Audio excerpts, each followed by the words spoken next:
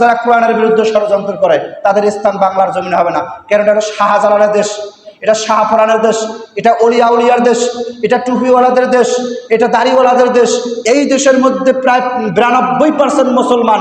এই দেশের মধ্যে নাস্তিক মুস্তাদ রাম বামদের কথায় দেশ পরিচালনা হবে না। কথা বলেন ঠিক কিনা? এই দেশ পরিচালিত হবে একটা কিতাব দিয়ে, সেই কিতাবের নাম কি? কোরআন। যাদের কাছে এই কোরআন আছে তাদের কাছ থেকে বুদ্ধি নাও, তাহলে ক্ষমতায় টিকা যাবে।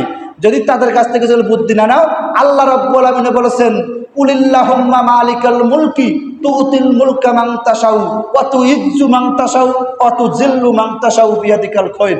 তোমরা কিছুদিনের জন্য যখন ক্ষমতায় যাবা, তোমাদের থাকবে কিছুদিন সম্মানের সহিত। সুতরাং যখন তোমরা কোরআনের বিরুদ্ধে ষড়যন্ত্র করবে, আলেম ওলামাদের বিরুদ্ধে ষড়যন্ত্র করবে, তারপরে কিছুদিন তোমরা অপেক্ষা করো, কিছুদিন অপেক্ষা করো, তোমাদেরকে আমি ধ্বংস করে দেব। সম্মানিত হাজিরিন, আল্লাহ রাব্বুল আলামিন কুরআনুল কারীমের মধ্যে বলেছেন খলফুনা আলফা সানা, ওই হাসরের ময়দানটা হবে 50,000 বছরের। একটু মনোযোগ দিন, ওই হাসরের ময়দানটা হবে 50,000 বছরের সমতুল্য একটা দিন। ওই 50,000 বছর হাসরের ময়দানে দাঁড়িয়ে থেকে আল্লাহ রাব্বুল আলামিনের সামনে আপনাকে আমাকে হিসাব দেওয়া লাগবে। হিসাব দিয়ে হয় আপনার ঠিকানা জান্নাত, নয়তোবা আপনার ঠিকানা হয়ে যাবে জাহান্নাম। আজকের স্বাস্থ্য বিজ্ঞানীরা গবেষণা করে পেয়েছে খলফুনা আলফা সানা। এই আয়াতের ব্যাখ্যায় তারা আজকে বিজ্ঞান জানিয়েছেন, দুনিয়ার জমিনে কোনো মানুষ যদি 200 বছর জীবিত থাকে, হাসরের ময়দানে সে মাত্র 2 মিনিট দাঁড়িয়ে থাকলো। সুবহানাল্লাহ বলেন। হাসরের ময়দানে যদি আপনি 2 মিনিট থাকেন, দুনিয়ার জমিনে সে কত বছর বাঁচবে? 200 বছর বাঁচবে। এই দিক বিবেচনায় যারা আজকে কোরআনের বিরুদ্ধে ষড়যন্ত্র করতেছে, এই দিক যদি আপনি হিসাব করেন, শেখ হাসিনা বাংলার জমিনে ক্ষমতায় ছিল মাত্র 26 মিনিট। কত মিনিট? 26 মিনিট ক্ষমতায় ছিল। আজকে স্বাস্থ্য বিজ্ঞান জানিয়েছে যে 26 মিনিট, মাত্র 26 মিনিট 27 সেকেন্ড ক্ষমতায় ছিল শেখ হাসিনা। এটা আল্লাহর দৃষ্টিকোণ থেকে, আল্লাহর হিসাব অনুযায়ী বিজ্ঞান এটা বের করছেন। 26 মিনিটে আপনাদের এরকম অবস্থা, আর হাসরের ময়দানে 50,000 বছর থাকতে হবে দাঁড়িয়ে। তাহলে কি একটা অবস্থা সেদিন হয়ে যাবে। তাহলে 26 মিনিটের আল্লাহর কাছে হিসাব অনুযায়ী 26 মিনিট তারা ক্ষমতার মধ্যে ছিল। দুনিয়া বাংলাদেশে কত বছর? 15 বছর ক্ষমতায় ছিল। এতটুকুই আমাদের সহ্য হয় না, আর 50,000 বছর দাঁড়িয়ে থেকে আল্লাহ রাব্বুল আলামিনের সামনে হিসাব দেওয়া লাগবে। তাহলে 26 মিনিট তো আসলে 15 বছর। এরাও যদি কোরআনের বিরুদ্ধে ষড়যন্ত্র করে 26 মিনিট নয়, 26 সেকেন্ডও টিকতে পারবে না। কথা বলেন ঠিক কিনা? আল্লাহ পাক লাথি মেরে ক্ষমতা থেকে নামাই দিবেন।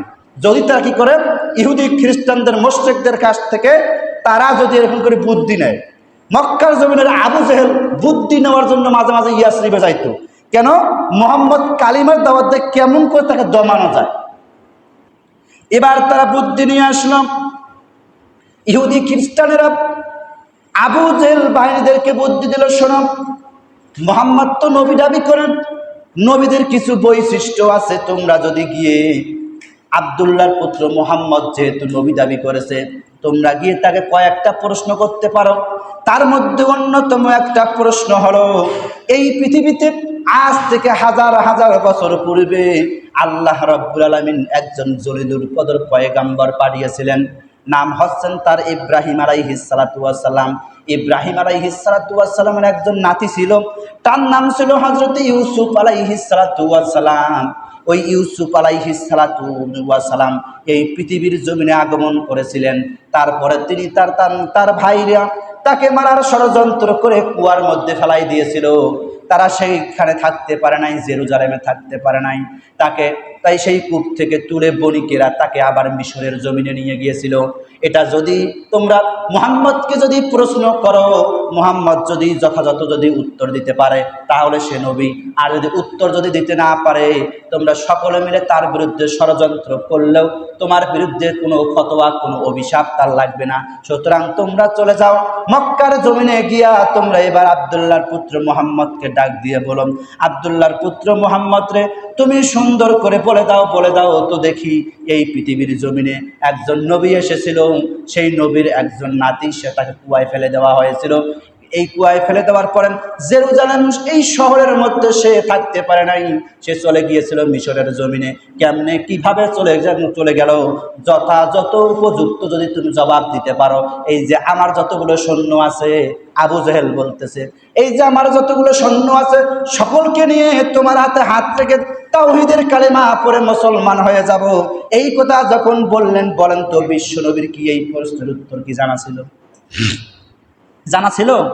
কারণ রসুলের এই প্রশ্নের উত্তর জানা ছিল না। তার আগে বিশ্ব নবীর বিরুদ্ধে আত্মীয় স্বজনেরা এরকম করে নির্যাতনের স্টিম রোলার যখন চালানো শুরু করে দিল, এখন বলেন নবীজির মন ভালো না খারাপ? নবীজির মন খারাপ। নবীজির যেই মন খারাপ হয়ে গিয়েছে, আল্লাহ রাব্বুল আমিন ডাক দিয়ে বলতেছেন, নবীজি দুনিয়ার জমিনে কালেমার দাওয়াত দেওয়ার জন্য পাঠাইলাম, আর তুমি মন খারাপ করে আছো। নবী শোনো, আমি তোমাকে একটা গল্প শোনাচ্ছি। এই গল্প যদি তুমি শোনো, কাফের মুশরিকদের, আবু জেহেলদের প্রশ্নের উত্তর হয়ে যাবে। আর তোমার আত্মীয় স্বজন, বন্ধু বান্ধবেরা তোমাকে কেন নির্যাতন করেছে নবী, নবী আমি তোমাকে একটা গল্প শোনাই। গল্পটা হলো, আজ থেকে হাজার হাজার বছর পূর্বে একজন নবীকে দুনিয়ার জমিনে পাঠিয়ে দিয়েছিলাম, নাম হচ্ছে ইউসুফ। ওই ইউসুফের ভাইয়েরা তাকে নির্যাতনের স্টিম রোলার চালিয়ে কুয়ার মধ্যে ফেলাই দিয়েছিল, তাকে মারার ষড়যন্ত্র করছিল। ও নবী, আপনি টেনশন করবেন না, আপনি কোনো চিন্তা করবেন না। নবীর ভাইয়েরা ষড়যন্ত্র করেছিল, আর আপনার বিরুদ্ধেও আপনার চাচা, আপনার চাচি, আপনার আত্মীয় স্বজনরাও ষড়যন্ত্র করবে। নবী সেই গল্প আমি তোমাকে শোনাচ্ছি। আল্লাহ পাক বলতেছেন, নাহনু নাকুসু আলাইকা আহসানাল কসসি বিমা আওহাইনা ইলাইকা হাযাল কুরআন ওয়া ইন কুনতা মিন ক্বাবলিহি লামিনাল গাফিলিন। নবী, তোমার মন খারাপ।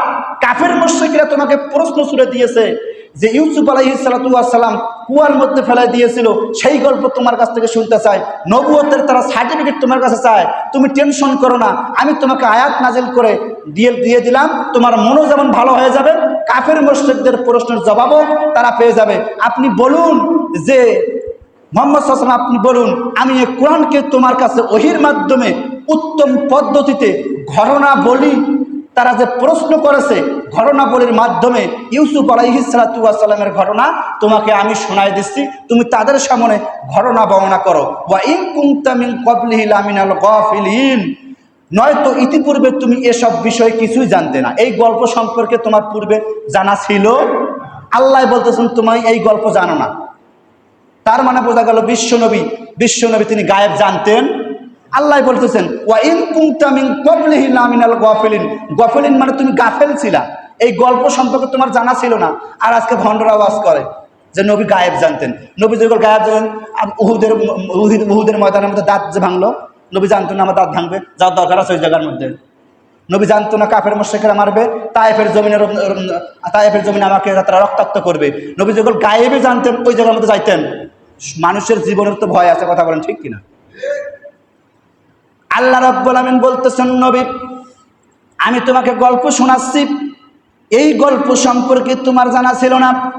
আপনি কাফের মুশরিকদেরকে প্রশ্নের অ্যান্সার দিয়ে দেন।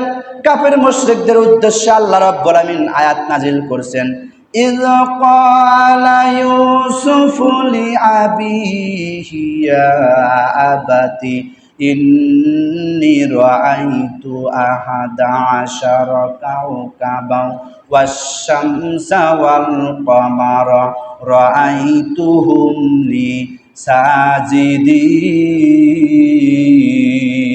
সাজিদিন। জোরে বলেন না আল্লাহু আকবার। আল্লাহ রাব্বুল আমিন বলছেন, ও নবী স্মরণ করো সেই সময়ের কথা যখন কলা তারা বলেছিল, অর্থাৎ ইউসুফ আলাইহিস সালাতু ওয়াস সালাম তার বাবাকে বলেছিল, লি আবিহি, হে আমার প্রিয় আব্বা, ইন্নী নিশ্চয় রাআইতু, আমি দেখেছি, আহাদা আশারা 11টি, কাওকাবান মানে তারকারাজি, ওয়াশ-শামসা কাওকাবান মানে হচ্ছে তারকারাজি, চাঁদ। চাঁদ দেখেছি, ওয়াস শামসা আমি সূর্য দেখেছি, ওয়াল কমার এবং তারকারাজিগুলো আমি দেখেছি, রাআইতুহুম লি সাজিদিন আমি দেখতে পেলাম যে তারা আমাকে সেজদা করতেছে। সুবহানাল্লাহ বলেন। এরকম করে তিনি বলতেছেন 11টা তারকা, চন্দ্র, সূর্য, গ্রহ, তারকারা তারা আমাকে কেন জানি সেজদা করতেছেন। এই জায়গার মধ্যে কিন্তু বলা হয়নি যে আমি স্বপ্নের মধ্যে দেখেছি। এখানে স্বপ্নের কথা আরবি একটাও নাই। বলা হচ্ছে এটা সেই সময়ের কথা যখন ইউসুফ তার বাবাকে বলল যে আব্বাজান আমি দেখেছি 11টা তারকা এবং সূর্য, চাঁদ আমাকে সিজদা করতেছে। এখন এটা দেখলো কখন, কোথায় দেখলো? এখন এই জায়গার মধ্যে স্বপ্নের কথাটা আল্লাহ রাব্বুল আলামিন সরাসরি আয়াতের মধ্যে উল্লেখ করেনি। ইউসুফ আলাইহিস সালাম স্বপ্নের কথা বলেনি। কেন স্বপ্নের কথা সরাসরি বলা হয়নি? না বলার পেছনে কারণ হলো কিছু কিছু জায়গায় স্বপ্নের কথা বলা লাগে না। এখানে যে ইউসুফ আলাইহিস সালাম ঘটনা বর্ণনা করতেছেন, বাবাকে কি বলার দরকার আছে যে আব্বা আমি স্বপ্ন দেখেছি? বলার দরকার নাই। কারণ কিছু কথা হ বললেই বলা যাচ্ছে হরিপুর যাওয়া লাগবে, ঢা বললে আমার চলে যাবো ঢাকায়, এরকম আল্লাহ রাব্বুল আলামিন সংক্ষিপ্তভাবে বলা হয়েছে। মুফাসসিরিন কেরাম বলেছেন যে ইউসুফ আলাইহিস সালাতু ওয়াস সালাম স্বপ্নের কথা তার বাবাকে বলতেছেন, কিন্তু আয়াতের মধ্যে স্বপ্নের কথা নাই। কিন্তু বোঝা যাচ্ছে ইউসুফ আলাইহিস সালাতু ওয়াস সালাম স্বপ্নের মধ্যেই এই ঘটনা ঘটেছে। এবার প্রশ্ন হলো যে 11টি তারা, চাঁদ, সূর্য আমাকে যে সেজদা করছে কেন? 11টি তারা তাকে সেজদা করতেছে কেন? এই 11টা চন্দ্র, সূর্য, তারা অন্য কেউ সেজদা করতে পারে, তারকারাজিরা কেন সেজদা করলো?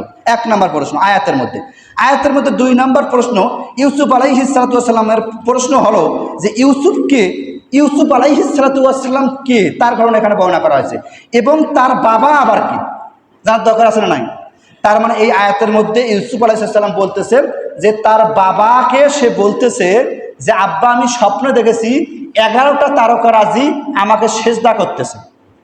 তার মানে বোঝা গেল ইউসুফ আলাইহিস সালাতু ওয়াস সালামের পরিচয় আমাদেরকে জানতে হবে, কথা বলেন ঠিক কিনা? ইউসুফ আলাইহিস সালাম কে আর তার বাবা কে? ইউসুফ আলাইহিস সালাতু ওয়াস সালামের বাবার নাম হচ্ছেন হযরত